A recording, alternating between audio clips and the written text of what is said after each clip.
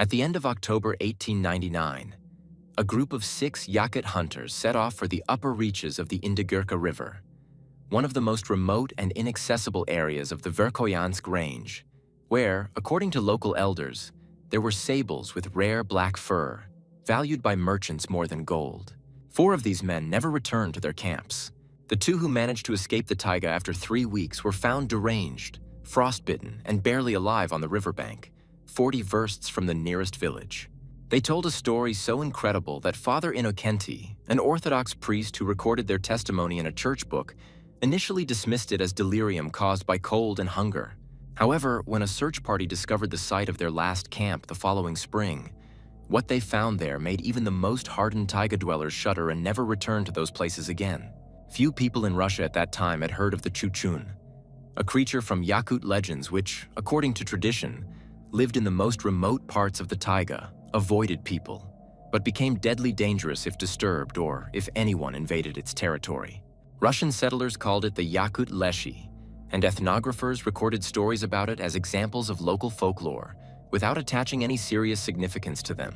But for Yakut hunters and reindeer herders, the Chuchun was as real as a bear or a wolf, only much more dangerous. The events of 1899 in the upper reaches of the Indigirka River became one of the few documented cases when an encounter with this creature led to a tragedy that left its mark not only in church records, but also in the collective memory of the Yakut people. The story began in mid-October 1899 in a small Yakut settlement on the Mam River, a tributary of the Indigirka, where families of hereditary hunters and fishermen lived. Winter was approaching early that year. The first snow had already fallen by the beginning of the month. The rivers were beginning to freeze over, and the temperature at night dropped to -20 degrees Celsius. It was the perfect time to hunt fur-bearing animals, whose fur had become thick and valuable by this season. The group was organized by a man named Vasily Nikolaevich Dyachkov, a 45-year-old Russian industrialist who had been trading furs in these parts for 20 years and knew the taiga as well as the locals. He hired 5 Yakut hunters, all experienced, knowledgeable about these places, and able to survive in conditions that would kill a city dweller in a matter of days. The eldest among the Yakuts was a man whom the Russians called Semyon, although his real Yakut name was long and difficult to pronounce. He was about 50 years old, had spent half his life in the taiga, knew the habits of every animal, could read tracks in the snow like a book, and could predict the weather by the behavior of birds and the direction of the wind. He was accompanied by 4 younger companions, 2 brothers, christened Peter and Ivan, strong men aged 30 and 35. A young hunter named Alexei, who was barely 20 years old and was going on such a long journey for the first time. And another middle-aged man, Mikhail, silent and sullen, but considered the best tracker in the area. They set out early in the morning on October 20th, when the sky was still gray and low, promising snow. Each had a birch bark backpack with supplies, dried fish, barley flour cakes, pressed tea bricks, salt, and a little lard. They were dressed in traditional Yakut clothing, fur parkas made of deer skin with the fur on the inside, topped with another one made of moose skin with the fur on the outside, fur pants, and boots made of camoose, deer leg skins, waterproof and warm. Knives in wooden sheaths, axes, and pouches with flint and tinder hung from their belts. Dyachkov carried a Berdanka shotgun, while the others carried old flintlock rifles that they had inherited from their fathers and grandfathers. They were heavy and unreliable, but better than nothing. Semyon had a special item that he never left home without: a bundle of amulets made of bear claws, wolf fangs, and strange bone figurines, which, according to him, protected against the evil spirits of the taiga. They headed north and northeast, up the Moma River, then turned onto one of its small tributaries and went deep into the mountains of the Verkhoyansk range, where, according to Dyachkov, there was a valley rarely visited by hunters and where there were particularly large numbers of sables. The journey would be long, at least 10 days one way if they were lucky with the weather. The plan was to spend 3 or 4 weeks in the taiga, set a line of snare traps, check them, remove the catch, and then return in mid or late November before the real Yakut winter set in, when movement became almost impossible even for experienced taiga travelers. The first days of the journey passed without incident. They walked through familiar places where Semyon and other Yakuts had been many times before.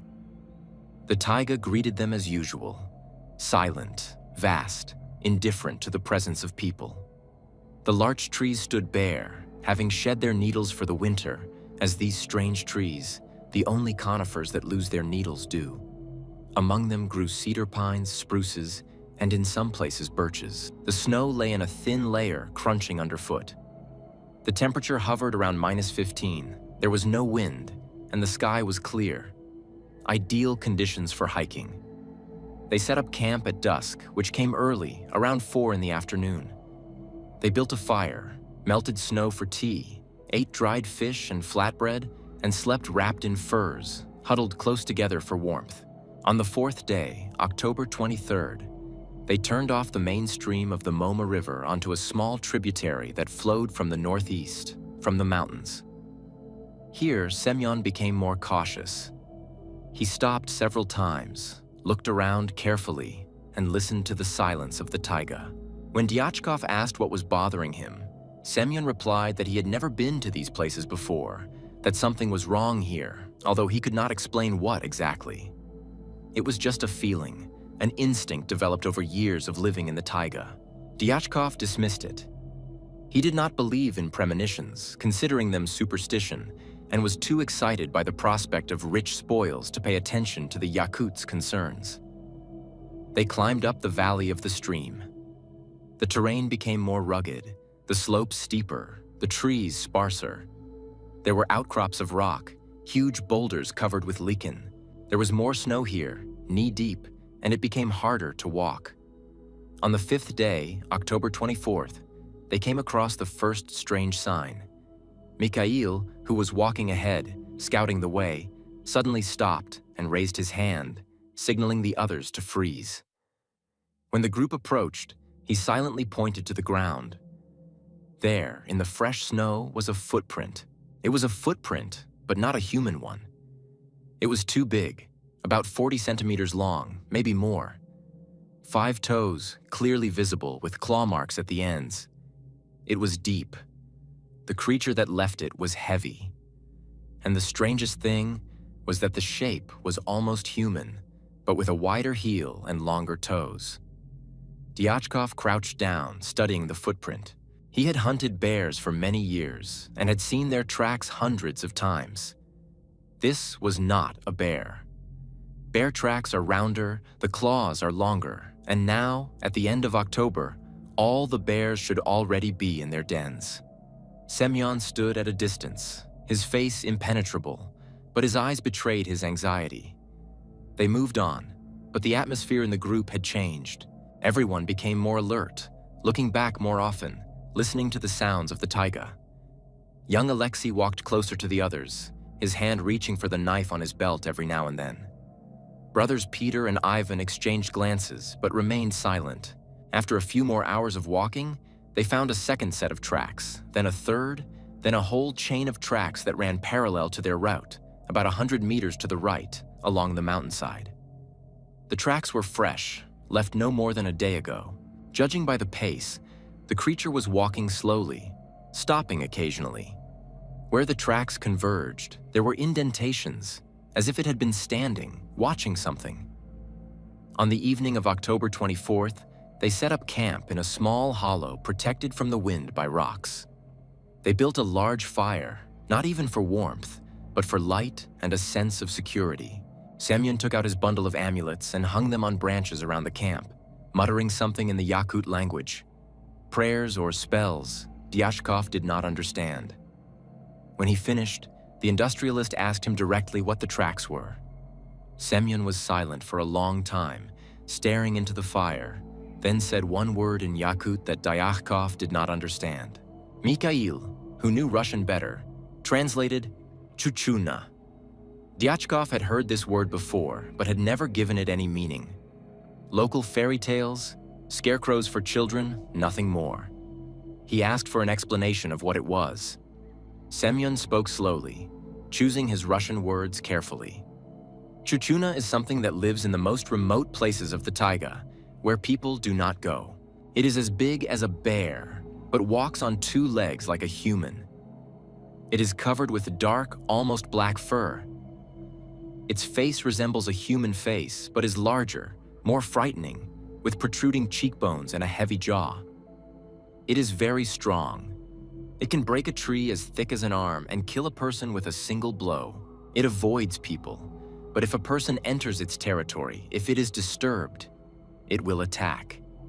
It kills not for food, but simply kills, tearing bodies apart and leaving them as a warning to others.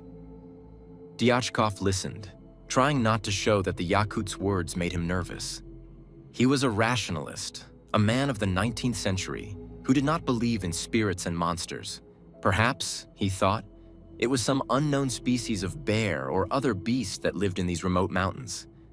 Science knows of cases where new species of animals have been discovered in remote areas. But a beast is still a beast. It can be killed with a bullet, and one can defend oneself against it with fire.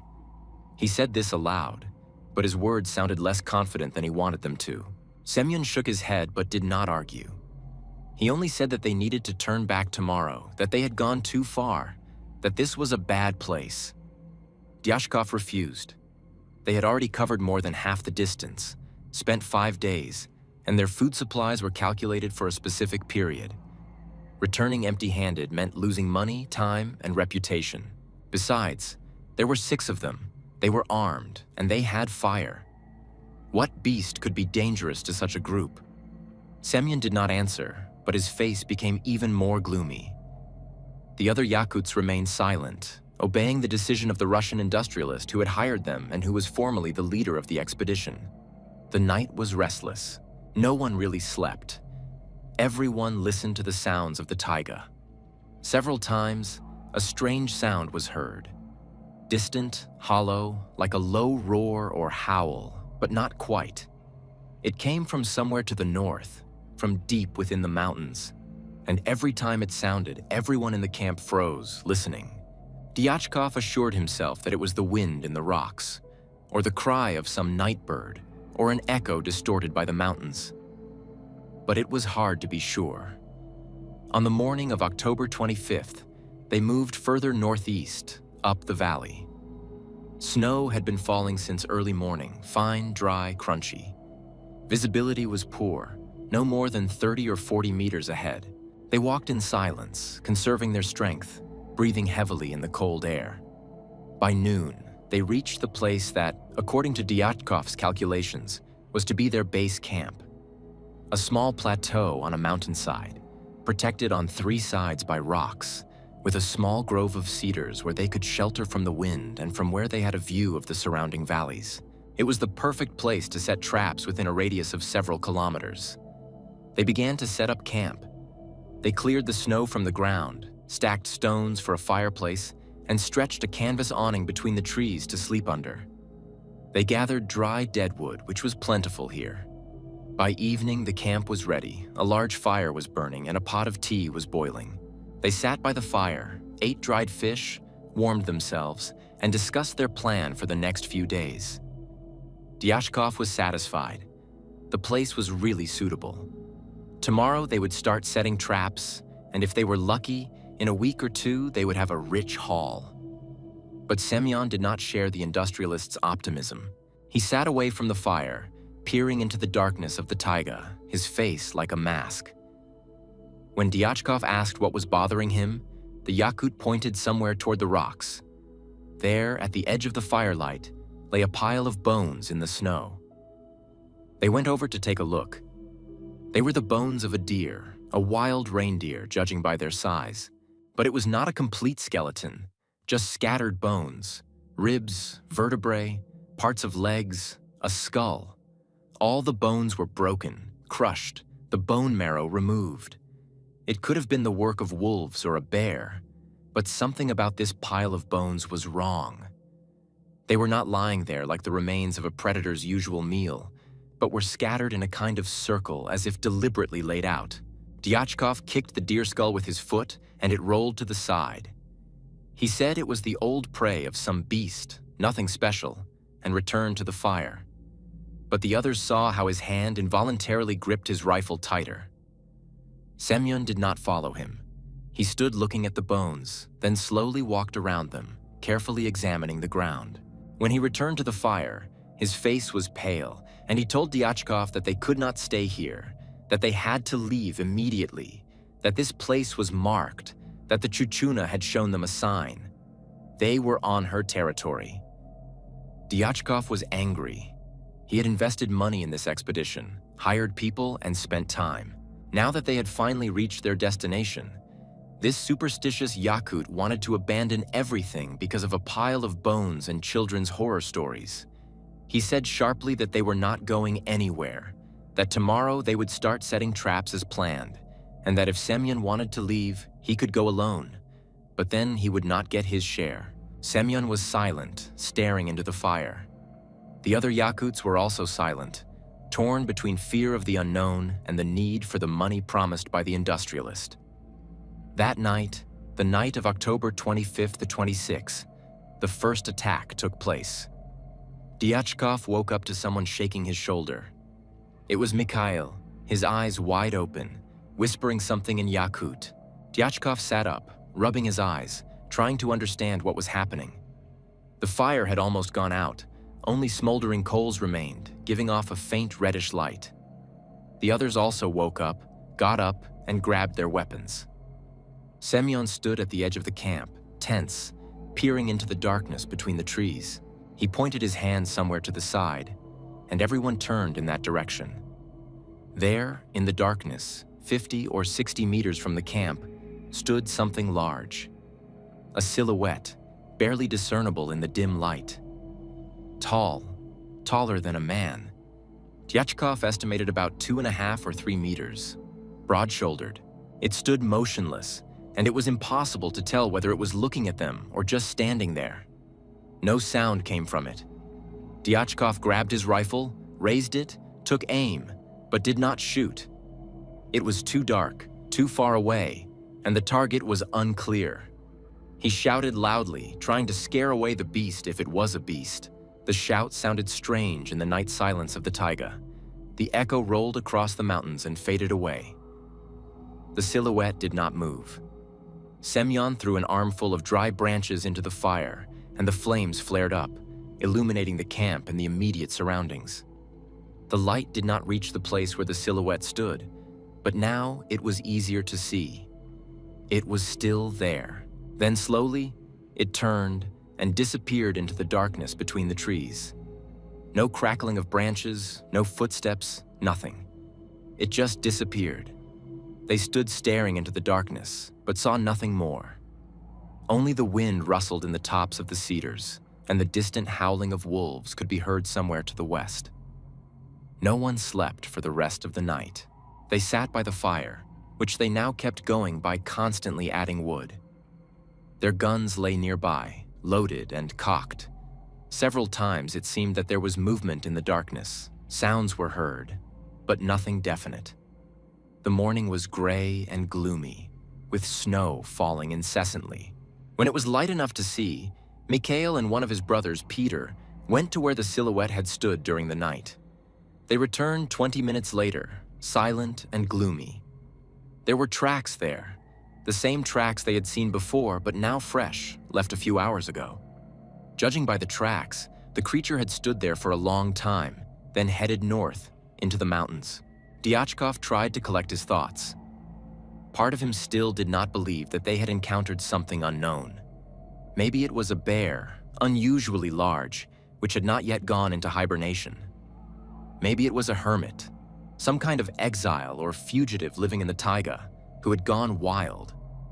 He had heard stories about such people, but none of these options explained the size of the tracks, the absolute silence of the creature, or the horror he saw in the eyes of the Yakuts, people who had grown up in the taiga and seen all its animals. Semyon insisted again. They had to leave, immediately. They had gone where they shouldn't have, disturbed what should have remained undisturbed. Every minute they spent here, they were in danger. Dyachkov hesitated. Leaving meant admitting defeat, losing the money they had invested, returning empty-handed. But staying meant risking their lives, his own and those of the people he had hired. He looked at the Yakuts, at their faces, and saw that they had already made up their minds. They would leave, with or without him. In the end, Dyachkov agreed. They would pack up camp and return to Moma, and from there to the settlement. The expedition had failed, which was a blow to his pride and his wallet, but he was not foolish enough to ignore the obvious danger. They began to break camp, pack their things, and extinguish the fire. They worked quickly, silently, looking around. By noon, they were ready to leave. They hoisted their bags onto their backs, checked their weapons, and headed southwest, retracing their steps from the previous day, which were still visible in the snow. They walked quickly, almost running when the terrain allowed. Semyon walked ahead, setting the pace, with the others following behind him. Young Alexei walked last, constantly looking back. Dyachkov walked in the middle of the group, breathing heavily, his rifle at the ready. The snow continued to fall, thick and sticky, covering their tracks. After several hours of walking, when they had already descended into the valley of the stream, Alexei shouted. Everyone stopped and turned around. He stood pointing back up the slope from where they had come. There, in the distance, was a silhouette, the same silhouette they had seen at night. It stood on top of a rocky outcrop, huge, motionless, and seemed to be looking at them. Dyachkov raised his rifle, but Semyon hit his arm, lowering the barrel. Don't shoot, don't provoke it, just keep going. They moved on, faster, almost running. Every few minutes, someone would look back. Sometimes the silhouette was visible on a ledge or between the trees. Sometimes it disappeared. It followed them. It didn't get closer, it didn't fall behind. It just followed, keeping a distance of about 200 meters. It was worse than an attack. It was a pursuit, slow, methodical, and there was no way to escape it. By the evening of October 26th, they had traveled about 20 kilometers from base camp, descending into a lower part of the valley where the taiga was denser and the trees were larger. It was getting dark, and they were forced to stop to build a fire and rest a little. Semyon chose a spot near a large fallen tree where they could lean their backs against the trunk and have open space in front of them. They built a large fire, burning wood without counting. They sat down, huddled together with their rifles on their knees. Almost no one could eat. They just drank hot tea, burning themselves, trying to warm up and calm down a little. The silhouette appeared when it was completely dark. It stood at the edge of the light from the fire, where the trees thickened into impenetrable darkness. Now it was easier to see. It was truly enormous, covered with something dark. Wool, probably. Broad shoulders, long arms hanging at its sides. A large head sitting directly on its shoulders with almost no neck. Its facial features were impossible to make out in the darkness, only its general contours. It stood and looked at them, and in that gaze, which they could not see but could feel, there was something that made their blood run cold. Dyachkov raised his rifle, took aim, and fired. The roar of the shot rolled through the taiga, echoing off the mountains. The flame from the barrel illuminated everything around them for a moment. The creature twitched. Dyachkov didn't know if he had hit it, and disappeared into the darkness. They waited, listening. Silence. Nothing. Semyon sat with his face covered by his hands, rocking from side to side, muttering something. The others were silent, clutching their weapons. Half an hour later, the sounds began. Somewhere in the darkness, away from the camp, the crackling of breaking branches. Loud, as if someone were breaking trees as thick as an arm. Then silence. Then crackling again, but from the other side. Then silence again. Then a crackling sound from a third direction. They sat in a circle of these sounds, realizing that they were surrounded, that the creature was walking around them in a circle, showing its strength, frightening them. And it worked. Young Alexei cried quietly, clutching a knife in his hand. Brothers Peter and Ivan sat huddled together. Mikhail whispered a prayer, although he had never been particularly religious. Then the smell came, a strange, heavy smell, similar to the smell of an animal, but not quite. something animalistic, musky, with a hint of decay. It rolled in waves as the wind changed direction, and every time it grew stronger, someone in the group began to choke, covering their nose with their hand. Dyachkov felt nausea rising. It was the smell of something large, carnivorous, something that lived and hunted in this taiga, unaware of human laws. The night lasted forever. The sounds continued with varying intensity. The crackling of branches, the rustling of footsteps in the snow. Once a loud roar similar to a bear's, but deeper, more hollow, which made everyone jump and huddle together in an even tighter group. They did not sleep, could not sleep, just sat, staring into the darkness, into the fire, at each other, and waited for dawn. The fire burned brightly. The wood was running out. Mikhail and Ivan crawled away, gathering more dead wood, but not straying far from the light. At dawn, the sound stopped. The smell dissipated. When it became light, they examined the area around the camp. Around them, 30 to 40 meters from the fire, the taiga looked as if a hurricane had passed through it. Trees were broken, uprooted. Trunks 20 centimeters thick snapped like twigs. The bark was stripped, branches scattered. The ground was torn up, the snow mixed with mud. And there were tracks, dozens of tracks, huge tracks, circling their camp. The creature had been walking around them all night, breaking trees, demonstrating its strength, keeping them under siege with fear. Dyachkov stood looking at this scene of destruction and, for the first time in the entire expedition, felt real fear, a paralyzing primal fear of something bigger, stronger, and more dangerous than you. Semyon approached him, looked him in the eyes, and said simply, "We need to run. Right now, without stopping. Run while it is resting, while there is still light. If they stayed for another night, it would attack, and they would all die."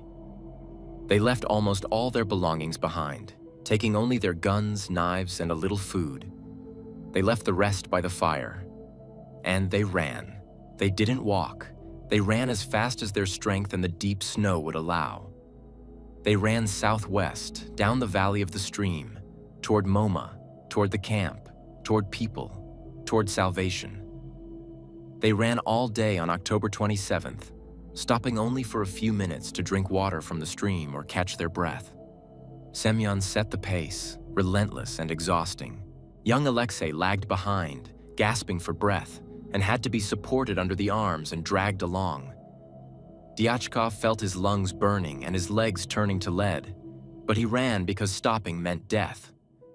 Towards evening, they heard it again. The crackling of branches behind them, footsteps, quick and heavy. It was catching up. They sped up as much as they could, but they were tired, exhausted, unable to run fast. The sounds were getting closer. Semyon shouted something in Yakut, urging the others on. Dyachkov turned around while running and saw something moving between the trees. Something large and dark, moving at an incredible speed for its size.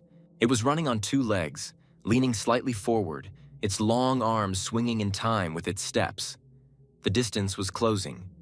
They ran out onto a small clearing, and then Alexei fell. He simply fell, tripping over a root under the snow and crashed face down. Peter and Ivan rushed back to help him up. Semyon yelled at them to run, but they did not abandon their comrade. They lifted him up, put him on his feet, and at that moment, the creature emerged from the taiga. Now they saw him up close in the light of the evening twilight. He was huge, 3 meters tall or more, covered in thick, dark brown fur, matted in places. Broad shoulders, long arms hanging down to his knees. Its legs were proportionally shorter than a human's, bent at the knees. Its head was massive, with a low forehead, prominent brow ridges, and deep-set eyes that glowed in the dim light, dark, almost black. Its nose was broad and flat. The mouth was large, and when the creature opened it, baring its teeth, they saw huge fangs, yellowed and sharp.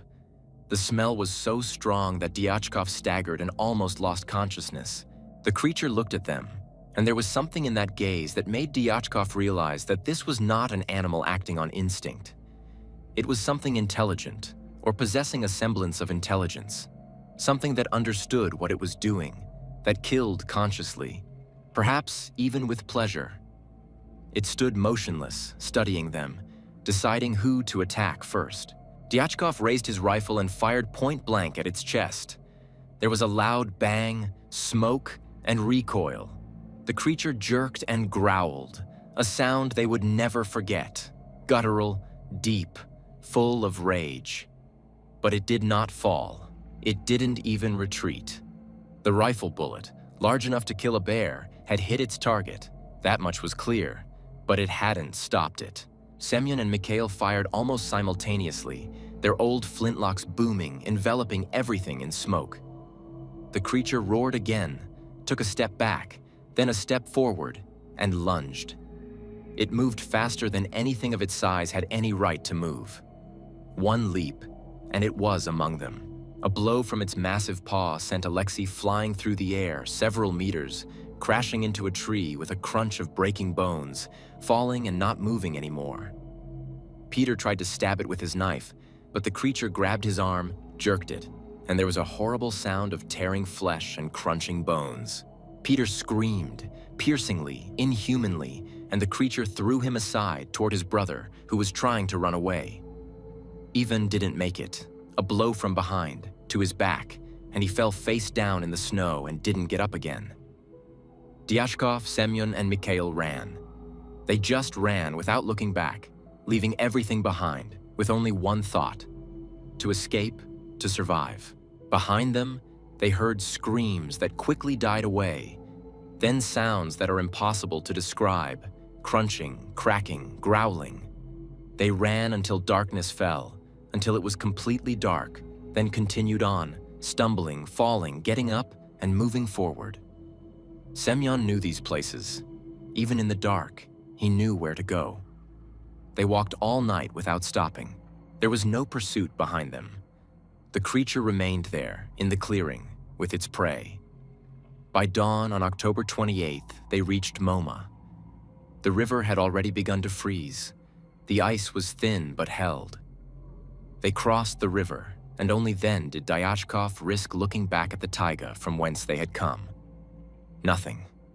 Only endless trees, snow, mountains in the distance. They continued down the river toward the camp. They walked for 2 days, eating snow and tree bark, because all their food had been left behind. Their feet were bleeding and frostbitten, their faces blackened by the cold. But they kept going. On October 30th, they were found by Yakut reindeer herders who were nomading with their herd along the Moma River. They saw 3 men, more dead than alive, walking along the riverbank. They picked them up, warmed them up, fed them, and took them to their camp. There they were handed over to a priest, Father Innocenti, who treated them and recorded their stories. For the first few days, they were delirious and spoke incoherently. But then, when their consciousness cleared, they told everything that had happened. Father Innocenti recorded their testimony in a church book, dating the entry November 3rd, 1899. He noted that, in his opinion, the men had experienced severe shock, possibly hallucinations from cold and fear. But their wounds, frostbite, and state of extreme exhaustion and terror were absolutely real. He sent a message to the district administration in Verkhoyansk, asking them to organize a search party to find the missing hunters. But winter came early and harshly that year. Snow covered the taiga. The temperature dropped to -40 and below, and movement became impossible. The search expedition was postponed until spring. Dyachkov spent the winter in the camp, recovering but never fully recovered. He constantly flinched at loud noises, couldn't sleep in the dark, and was always looking over his shoulder. In the spring, he left for Yakutsk, and from there to Irkutsk, never to return to the taiga. Semyon and Mikhail remained in their camp, but they also stopped hunting in distant areas. They aged quickly, and their eyes retained something that made people look away. In May 1900, when the snow had melted enough, a group of 12 people, Yakut hunters, 2 Cossacks from the Verkhoyansk garrison, and an Orthodox priest, set off for the upper reaches of the Indigirka River, looking for the place described by the survivors. They followed their route, finding the remains of camps and traces that were still visible. After 2 weeks of searching, they found a clearing. None of the expedition members wanted to describe in detail what they found there. The priest wrote only that the remains of 4 people had been found in a condition indicating violent death from an attack by an unknown large predator. The remains were buried on the spot. Nothing more. The Cossacks wrote dryly in their report: bodies found, identities established, cause of death, attack by a beast, presumably a bear. But the Yakut hunters who participated in the expedition told a different story. They said that the bodies were not just torn apart, but ripped to pieces and scattered across the clearing within a radius of tens of meters. The bones were broken, the skulls crushed. The trees around the clearing had been stripped of their bark, broken and uprooted. There were claw marks on the trunks, deep gashes, too high for a bear, too big. And in the snow that still lay in the shaded areas, they saw tracks. Those very tracks. One of the hunters, an old Yakut who knew these places better than anyone else, said then that this was the territory of the Chuchun, that those who died there had violated a boundary that must not be violated. He said that this place should be declared off-limits, that no one should go there, that all hunters and reindeer herders should be warned. And so they did. Since then, the Yakuts have avoided that valley in the upper reaches of the Indigirka River. It was given a name that in the Yakut language meant something like the valley that must not be named. Dyachkov died in Irkutsk in 1907 at the age of 53 from tuberculosis, aggravated by the effects of frostbite and general poor health.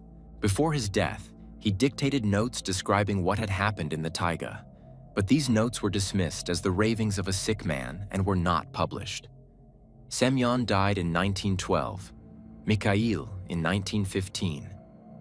Until the end of their lives, neither of them revealed the details of what they had seen in the clearing, limiting themselves to general words and warnings to young hunters not to go to those places.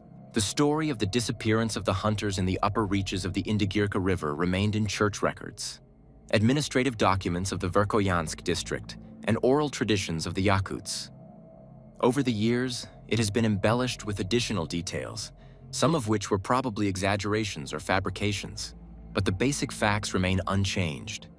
6 people went into the taiga, 2 returned, and 4 died in circumstances that could not be explained by an attack by a normal animal. After the revolution of 1917 and during the Soviet era, attempts were made to scientifically study the phenomenon of the Chuchun.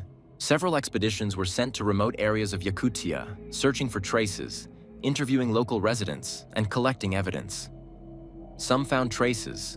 Some reported sightings of a large humanoid creature, but no expedition was able to provide irrefutable evidence.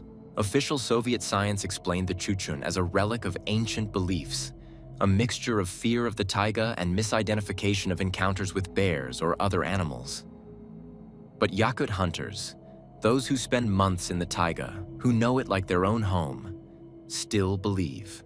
They talk about places where no one goes, about valleys and mountains that remain untouched because they are home to something older than humans, something that was here before people and will remain after them. They say that the taiga is vast, that there are areas where no human has ever set foot, where the laws of civilization do not apply, where survival depends on respect for forces that we do not understand and cannot control. The events of 1899 in the upper reaches of the Indigirka River serve as a reminder of this.